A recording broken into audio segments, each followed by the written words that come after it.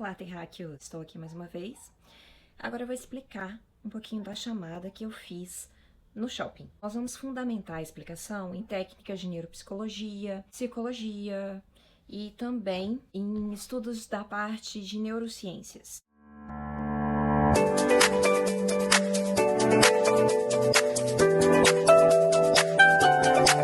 Hoje eu vim aqui no shopping passar vergonha para poder gravar esse vídeo para vocês. Por quê?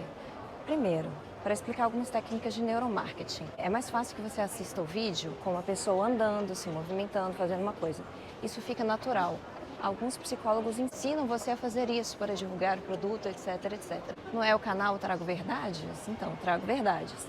Também vim falar sobre os descontos das lojas. Você acha que está isento a questão da promoção? Não, não está. Qualquer loja tem uma promoçãozinha na porta. Só para vocês terem uma pequena noção, sale aqui embaixo, não só essa loja, mas como todas as outras. E aquele número no finalzinho, o 9. Sim, o próprio. Então, ele mesmo. Você acha que você não é idiota, que você não é propenso a cair nesse joguinho? Sinto te dizer, é bem provável que depois que você entenda esses conteúdos de psicologia econômica, a sua cabeça abra um pouquinho. Mostrar também que essa é uma das técnicas para as visualizações que as pessoas tanto almejam. Na psicologia econômica nós falamos das heurísticas mentais, que são como se fossem buracos que a nossa mente não está preparada para conseguir raciocinar com 100% de acurácia. E algumas heurísticas mentais acontecem nos processos de compra. Os livros que eu gosto de indicar, primeiro, esse aqui, Armadilhas do Consumo, da Márcia Tolotti. Ela explica a nossa relação com o dinheiro, fundamentada na parte emocional, que nós queremos suprir com a quantidade de coisas que nós compramos, como que ela faz uma varredura ali do perfil comportamental de algumas pessoas. Também ela traz muitos conceitos da psicanálise. Gosto muito do livro, porque traz um compêndio do que eu também bato na tecla há muito tempo. Inclusive, esse livro, ele é autografado por ela. Eu lembro que eu estava em um evento econômico. Cara Natasha, desejo que você trilhe o caminho sem armadilhas. Grande abraço. E aí depois nós conversamos, eu cheguei a escrever uma nota pro site dela sobre a minha visão na parte econômica. E acho que eu vou pegar, inclusive, e vou colocar na descrição aqui depois o artigo que eu fiz. Tem um outro que também é de uma psicanalista, mas ela estudou psicologia econômica, psicologia comportamental, inclusive ela estudou com o Prêmio Nobel de Economia, um psicólogo, ele já faleceu, Daniel Kahneman, e esse livro também foi um dos livros que eu tive autografados por Vera Rita de Mello Ferreira. Tenho todos dela, tá? Isso foi em 2009, em São Paulo, num congresso que eu participei, chama Decisões Econômicas. Você já parou para pensar? Importantíssimo nas nossas vidas, fala sobre as heurísticas mentais, efeito manada, tudo de uma maneira muito simples para o público, sabe? E tem também um do Senac, não sei se esse aqui vocês vão conseguir com facilidade, vou tentar colocar os links, chama Psicologia do Consumidor, são as armadilhas mentais, às vezes ele fala sobre a influência, por exemplo, de um garçom colocar a mão aqui no seu ombro, como que isso pode aumentar a probabilidade de você oferecer uma gorjeta ou não. É muito interessante, um local que vende vinhos, então assim, tem uma música clássica, o poder da erudição, como que isso é associado a apreciar as coisas, o cheiro do lugar, as cores. Gente, tem, semiótica, neuromarketing, psicologia econômica, nossa, são tantos assuntos que podem ser utilizados para esclarecimento, só que as pesquisas, infelizmente, elas partem muitas vezes das indústrias farmacêuticas, os investimentos para pesquisa, tem um poder ali para poder investir e direcionar também. Eu quero que se estude isso. Eu quero que se estude qual é o cheirinho de carro novo que os consumidores mais aprovam para a gente colocar no nosso lançamento de carro, tal. E aí, você vê que nós temos vários instrumentos que podem ser utilizados a nosso favor e nós não utilizamos. Mas voltando aqui ao vídeo, vamos lá. A primeira coisa que eu coloquei foi eu andando no shopping. Quando você anda, e aí existem vários influenciadores lá, aquelas pessoas que ensinam a vender os cursos digitais, os marketings da vida, que falam, faça um vídeo andando, não sei o quê.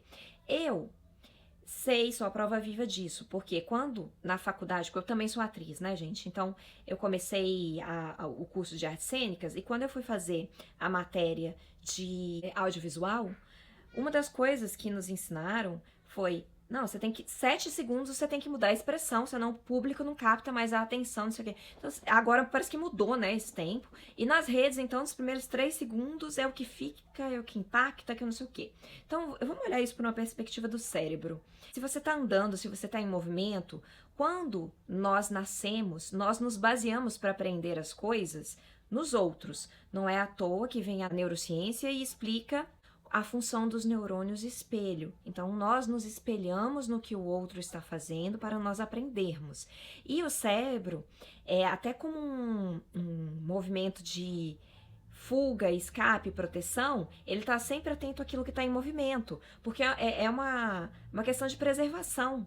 Lá dos primórdios, o nosso cérebro não evoluiu tanto assim ainda, para esse salto quântico das inteligências artificiais, para poder deixar de lado o senso de preservação. Então, se as coisas estão mexendo, o nosso olhar tá para aquilo que está mexendo. Pá, pá, pá. Você tem que se proteger, porque se for uma ameaça. Então, o cérebro, às vezes, ele deixa de raciocinar e ele se prende ali por causa do movimento. Então, e também tem os neurônios espelhos e outros fatores que vão fazer com que um vídeo que você esteja se movimentando, ou abrindo uma coisa, ou uma outra imagem passando. Hoje está muito comum você ver tem pessoas tentando chamar a sua atenção com aquelas imagens se despedaçando, ou alguma coisa quebrando. É algo para chamar atenção. Ou alguém que está subindo ali, fazendo uma ponte, uma bananeira, e de repente a perna dela se transforma numa teia de aranha. Aí, para que isso? Para conseguir cliques. Então, assim, eu voltei para as redes sociais, mas eu já tô com preguiça, de verdade, assim. E aí, os cursos, isso, você é adestrado, né? E até quem é criador de conteúdo tem que seguir aqueles passinhos para você ser bonificado, e né, tá. Gente, não, preguiça. Para o mundo que eu tô com vontade de descer. E aí teve um amigo que me mandou uma mensagem no inbox que, assim, ele falou assim, Natasha, 98% das pessoas não estão preparadas para esse tipo de conteúdo. Estão na caixinha. E eu sinto muito por isso, porque parece que aquele velho ditado, eu ia falar com certeza, vocês sabem, mas talvez muita gente não saiba, pão e circo para o povo. É isso que eu tô vendo, com as dancinhas, com o que prende mais atenção, com o que é mais fácil. Você utiliza o seu córtex pré-frontal para pensar, funções executivas. Então, quando você tem lá, nem sei se pronuncia assim, o scroll, de ficar passando as redes, rolando no celular, você está criando um hábito no seu cérebro e quanto mais você alimenta isso e você é gratificado por isso, mais viciado você fica. Então, adestrados estamos em diversas medidas. Só que aí quando você entra num ato compulsório, você deixa de utilizar o seu córtex pré-frontal para ir para as emoções. Porque você está indo no impulso, naquilo que é involuntário às vezes. Então, é o que está sendo feito com a população. Uma lavagem cerebral. Se você deixa de utilizar aquilo que você mais precisa para sua tomada de decisão consciente, você cai em ciladas, você cai em golpes, você fica viciado nesses jogos de futebol. Pior de tudo, gente, ontem eu liguei a televisão numa emissora de rede nacional, assim, aberta, uma das mais populares, vocês devem saber qual é, e uma propaganda num programa de reality show mais popular aqui, que vocês também sabem qual é, fazendo o patrocínio. É uma empresa que começa com B e termina com T mudo, e que tá ligada a jogos, né? Então, assim, e aí vem aquela hipocrisia, jogue com consciência. E aí você tem, eu fiquei surpresa. Assim, eu sou atriz, eu ganho, se eu faço uma publicidade, eu ganho. Mas a partir do momento que você faz uma publicidade para um produto, você pode até ser desavisado, mas eu não acredito que as pessoas que estão fazendo esse tipo de publicidade sejam desavisadas. Você está compactuando, tipo assim, dane-se a população, dane-se se todo mundo se viciar nisso. Você não está tendo um senso social, porque a gente sabe que a maior parte das pessoas não tiveram recurso para se capacitar e entender isso. Então, elas estão sendo manipuladas, elas estão sendo adestradas, e aquela pessoa está compactuando com isso. Tá, aí daqui a pouco chega para mim uma proposta. Nossa, te dou 3 milhões se você fizer uma publicidade da... Gente, eu prefiro continuar na situação que eu estou do que fazer a publicidade para um produto que eu acredito que vai fazer mal para os outros. Então, assim, é algo de se pensar. É uma consciência também individual. Fiquei triste vendo aquilo, sabe? Me deu um nó no coração, uma desesperança. Vejo, né, todo mundo falando disso. O pessoal que deveria ter mais acesso a esse tipo de... não caia nessa armadilha, são as pessoas que menos têm e as que mais estão suscetíveis a isso. Estão predispostas a cair nesse tipo de armadilha. E aí viciou, uma vez já era. Pra sair é difícil. Então, eu fico triste vendo essas coisas. Mas, assim, o que eu tento fazer é mostrar, né? A gente, hoje em dia, com essa questão do imediatismo, até os podcasts, para facilitar a nossa vida, nós estamos colocando na velocidade 2. Já tem um programa que faz a leitura de alguns livros numa velocidade até mais de 6. Eu falei, meu Deus, você consegue escutar isso? E nós acabamos ficando viciados nisso, porque a quantidade de estímulos que essa era digital nos traz, nosso cérebro não está preparado para filtrar isso. São muitos estímulos, não é à toa que a quantidade dos transtornos de déficit de atenção com hiperatividade estão aumentando. Eu fico me perguntando se essas pessoas estivessem inseridas num outro contexto, se isso seria uma predisposição. Nós também temos que aprender a dizer não, a limitar certas coisas. Que bom que as escolas também perceberam um exemplo e proibiram o uso dos celulares por estudantes. O nosso cérebro, gente, ele só termina de se formar com 24 anos. Então você coloca uma criança, um ser humano, num processo de desenvolvimento que não está ainda amadurecido o suficiente, você expõe ele a essas tecnologias e aí você acha que isso não vai causar dano nenhum? Se eu não me engano, foi acho que na Noruega, que há 10 anos atrás eles começaram a ter uma coisa visionária. Ah, não, porque a IA vai trazer isso, aquilo, não sei o quê, porque tudo é digital. Aí eles colocaram as telas, não eram mais cadernos, tudo através de aplicativo, assim, assado, não sei o quê. E os professores escreviam numa tela digital. E aí eles perceberam que as crianças estavam diminuindo a quantidade de palavras, elas tinham um atraso na fala, o movimento de pinça, a psicomotricidade estava involuindo ao invés de evoluir. E aí eles falaram, gente, não, vamos assumir o nosso erro, vamos tirar tudo isso e voltar para o físico. Sim, as etapas do desenvolvimento do ser humano. Primeiro você rasteja, depois você engatinha, depois você anda. E, claro que tem as variáveis e nuances, né, durante esse processo. Estou falando de maneira genérica aqui. Mas tudo tem a sua etapa, o seu tempo. E hoje nós queremos passar por cima de várias coisas para ganhar tempo, porque a sociedade nos exige isso. Até para sobrevivermos nesse mundo. Agora, você vai pedir para uma mãe que está grávida para que ela não coloca logo seu bebê porque não dá tempo, não dá para esperar. Vemos isso de certa forma aí nas cesáreas, né? Mas enfim, esse é pano de fundo para outro assunto. Inclusive, os vídeos já estão saindo, e tem vídeos, eu tenho alguns vídeos falando disso no canal, que são vídeos antigos até, mas o assunto continua sempre atual, incrível. Que mais aqui? A nossa noção de distorção do tempo. Quando nós estamos nas redes, nós não sabemos. O que muda todo o nosso ciclo circadiano, que é algo que eu venho batendo na tecla com os meus pacientes desde o início da minha clínica. Você desregula toda a tua biologia. Depois procurem saber sobre hormônio do crescimento, GH, bem-estar, sono, regularidade do sono.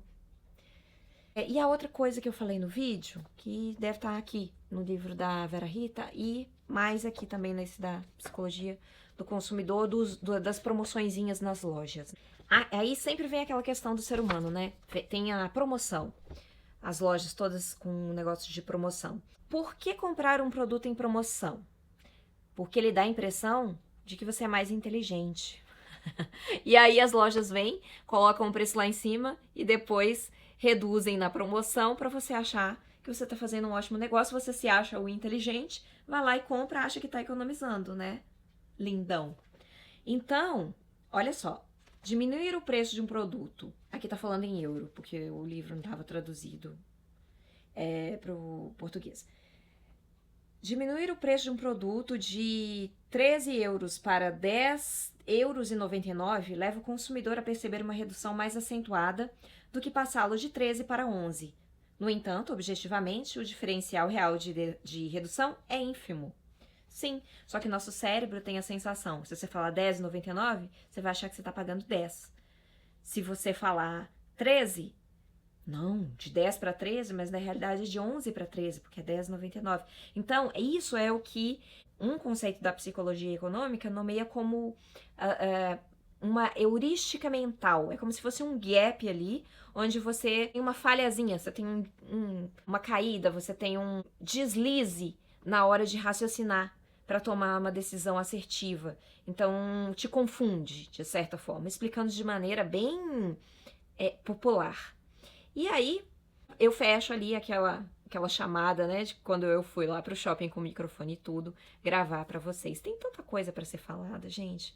Mas assim, e administrar os cortes, a edição e não sei o que, não tem uma agência que tá fazendo isso pra mim. Sou eu que faço. Ai, que preguiça. E tá me estressando. Eu tenho uma questão com a insônia. E aí eu já tô percebendo que, em vez de me ajudar, eu tô acentuando essas características que eu já tenho uma predisposição. Então, eu quero fazer um negócio que eu entrei pra ver se vai monetizar, se não vai, até pra poder contar isso pra vocês. Mas eu acho que eu vou fazer no meu tempo, porque eu também tenho que saber reconhecer e entender qual que é o meu gatilho. Gostaria que vocês também fizessem isso, seria muito mais saudável para a vida de vocês. E eu vou tentar trazer essa praticidade para minha vida e não ficar nos exageros, porque eu fico cortando ali, aí eu alimento uma rede aqui para ver o que funciona, o que não funciona, já tá me estressando. Sério. E se de uma hora para outra vocês... Se me der na veneta, eu saio da rede, depois eu volto, porque eu não quero ficar escrava disso, de verdade. E aí, né, aí você liga a televisão, você vê uma coisa daquelas, um horário nobre, e as pessoas, sim, as pessoas têm bom coração, mas elas, às vezes não pensam em certas coisas. Bom, gente, é isso. Talvez esse vídeo seja realmente, que nem meu colega falou, para 2% da população. Mas eu acredito, não é possível, que um pouquinho mais, uma porcentagem maior é mais desperta. Não tem condição. Não tem condição isso. Bom, gente, espero que sejamos ávidos por conhecimento e também por uma prática que não nos deixe escravos de um mundo que eu vejo doente. Bye, até o próximo vídeo, se eu tiver saco. Não esquecendo do meu protetor para conseguir focar aqui, porque mesmo sendo um horário mais tranquilo hoje, viver numa cidade grande tem as suas consequências e as pessoas não estão nem aí para isso. A questão é ganhar, né? Sempre o monetizar é o capitalismo. Se você está fazendo uma obra, o outro que se dane. Se existem crianças autistas ali que têm uma sensibilidade para barulho, ninguém respeita os decibéis. E aí, se você entra na justiça, a justiça demora para poder fazer a sua parte. Aí, quando você já está todo estressado, a obra já terminou e fica por isso mesmo. E é o mundo que a gente vive, então há muita resiliência para todos nós. Amém. Beijinho para todos.